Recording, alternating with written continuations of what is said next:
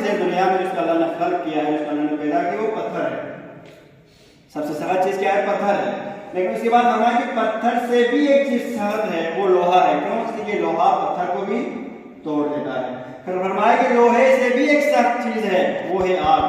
کیوں ہے؟ اس لیے کہ آگ لوہے کو بھی پگھلا دیتی ہے. اور آگ سے بھی بڑھ کر ایک سخت چیز ہے جس کو اللہ نے پیدا کیا، وہ ہے پانی. اس لیے کہ پانی آگ کو بھی بجھا دیتا ہے. پھر فرمایا کہ پانی سے بھی بڑھ کر ایک طاقت اور ایک سخت چیز اللہ نے بنائی ہے، وہ ہے آگ، وہ ہے بادل. کہ اس پانی کو وہ اپنے دامن میں لیے پوری کائنات میں چکر لگاتے ہوئے پھرتے رہتا ہے.